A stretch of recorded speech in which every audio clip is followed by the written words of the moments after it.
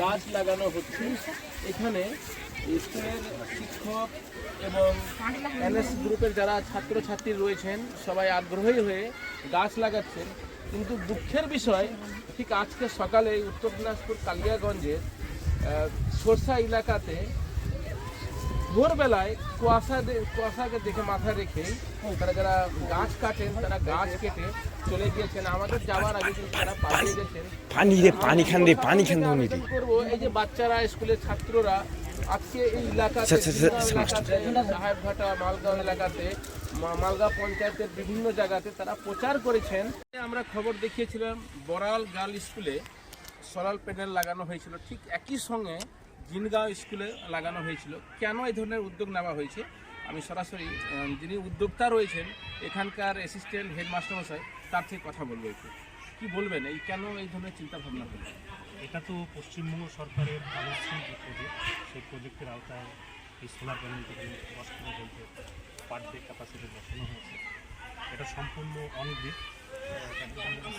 এখান থেকে এক্সট্রা যে সাপ্লাইটা থাকে সেটা চলে যায় প্রোডাকশনটা, আর বাকিটা আমাদের স্কুলে আনইন্টারাপ্টেড পাওয়ার সাপ্লাইয়ের কাজে লাগে। এটাই এটার মূল গল্প। এবং এখানে হচ্ছে আমাদের যে সম্পূর্ণ ইলেকট্রিসিটিটা বিলটা আসে, সেই বিলটা কিরকম বিল আসতো আপনাদের স্কুলে? মোটামুটি মাসে 10,000, 12,000, 15,000, 18,000 পর্যন্ত আসতো গরমের দিন। এখন কত আসছে? এখন শুধুমাত্র মিনিমাম 235 টাকা যেটা লিটার সেটাই আসছে। একটা জানা যাচ্ছে যে এখান থেকে আপনারা আবার উল্টা ব্যাগ দিয়ে দিচ্ছেন, ইলেকট্রিক ডিপার্টমেন্টকে ইলেকট্রিক ব্যাগ দিয়ে দিচ্ছেন।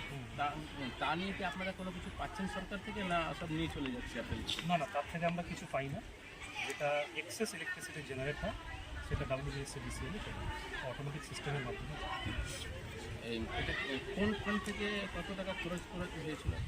এটা ফান্ডের কোনো গল্প ছিল না, এটা আলোশ্রী প্রজেক্টের একটা ছিল, যে সমস্ত স্কুলের 10,000-এর বেশি ইলেকট্রিক বিল আসে মাসে, তাদেরকে 10 কিলো ভোল্টের সোলার প্যানেল বসানো হবে। সেটা কেমন খরচ হয়েছে? সে খরচের ব্যাপারটা আমরা বলতে পারছি না, কারণ আমাদের কাছে তার যা সব সরকারিভাবে? সরকারিভাবে, সম্পূর্ণ সরকারি। আপনার স্কুলে কোন পদে রয়েছে? আমি এখানে সহকারী প্রধান শিক্ষক পদে আছি। আচ্ছা, এছাড়া তো জানলাম এনএসএস খুব ভালো আপনারা পরিচালনা করাচ্ছেন, তার মাধ্যমে কী কী করছেন, কী কী ডেভেলপিং করেছেন স্কুলে? এনএসএসের 7 দিনের যে ক্যাম্পটা হচ্ছে সেখানে অ্যাওয়ারনেস ক্যাম্প সম্পূর্ণ এলাকায় অ্যাওয়ারনেস, জিনগা গ্রামটাকে অ্যাডপ্ট করা হয়েছে। সেখানে tree plantation, blood donation, health check up, এই ধরনের অ্যাক্টিভিটি সব আছে। আর এনসিসির একটা পার্ট আছে, গতকালকে 75th রিপাবলিক ডে প্যারেড ছিল রায়গঞ্জ স্টেডিয়ামে, ডিস্ট্রিক্টের অর্গানাইজেশনে। সেখানে আমাদের ছেলেরা 3rd পজিশন সিকিউর করতে। শুনলাম এনএসএস নিয়ে তো আপনারা খুব ভালো উদ্যোগ নিয়েছেন। এটা কি গোটা কালিয়াগঞ্জের মধ্যে গোটা কি এই স্কুলে শুধু হচ্ছে, না অন্যান্য স্কুলে রয়েছে বা জেলাতে কত পজিশনে রয়েছেন আপনারা? অন্যান্য স্কুলেও আছে, এনএসএসটা আছে, এনসিসি নেই। কিন্তু এনএসএসের আমরা যে অ্যাক্টিভিটি সারা বছরব্যাপী করি অন্যান্য স্কুলের থেকে একটু বেশি করি।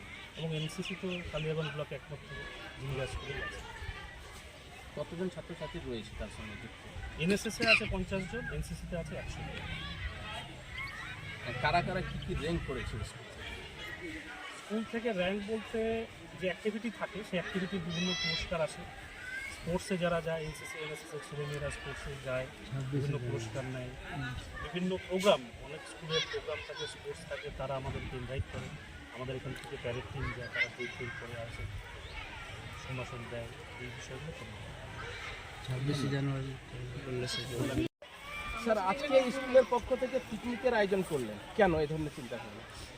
যা এই যে জানুয়ারি মাসে নতুন শিক্ষাবর্ষ শুরু হয়েছে, এই শিক্ষাবর্ষে মিড ডে মিল মানে চালু আছে, কিন্তু আমি ব্যক্তিগতভাবে মনে করি এই ঠান্ডা ওয়েদারে, এই মাসটা চলে যাচ্ছে ঠান্ডার মধ্যে, তার মধ্যে একদিন একটা ভালো খাওয়া দাওয়া বা একটা দেওয়া হয়, ছেলে মেয়েদের মধ্যে একটা উৎসাহ উদ্দীপনা তৈরি হয়। এবং আমরা আজকে বিশেষত খাওয়ার সাথে সাথে অন্য পরিকল্পনা নিয়েছি যে ক্লাসরুমে ক্লাস করাবো। আমরা সমস্ত ছেলে মেয়েকে ক্লাস ওয়াইজ মাঠে বসিয়ে সুন্দর মিষ্টি রৌদ্রে ছেলে মেয়েদের বিভিন্ন রকম বাস্তব ভিত্তির উপরে বিভিন্ন কুইজ কন্টেস্ট এবং তার সঙ্গে সঙ্গে পুরস্কারও দেওয়া হলো। এবং এইভাবে ছেলে মেয়েদের উৎসাহিত করার জন্যে পরিশেষে একটা সুন্দর খাওয়া দাওয়ার মধ্যে দিয়ে ওদের পরিসমাপ্তি ঘটলো। এই খাওয়া দাওয়াটা বিশেষ করে আজকে যে আমরা নর্মালি যেখানে খাওয়াই, কিন্তু আজকে আবার অন্য জায়গায় মাঠে বসে খাওয়ালাম, মানে একটা পরিবর্তন, এটা একটা চিন্তা ভাবনা অন্যভাবে।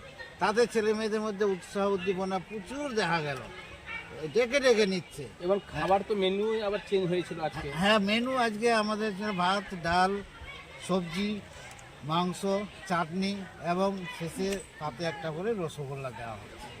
তাতে ছেলে মেয়েদের মধ্যে খুব আনন্দের উদ্দীপনা দেখা যাচ্ছে। মাস্টারদের স্কুলের সমস্ত ছাত্রছাত্রীকে খাওয়ানো হলো না কোন মিড ডে মিলের আওতায়, এবং কিছু এনসিসি কালকে আমাদের 26শে জানুয়ারি রায়গঞ্জ ডিস্ট্রিক্ট স্টেডিয়ামে গিয়েছিল, ওদেরকে জন্য কালকে আমি বলেছিলাম তোমাদের আগামীকাল মাংস ভাত খাওয়াবো, তার জন্য ওদেরকে অ্যাড করে দিই। ধন্যবাদ।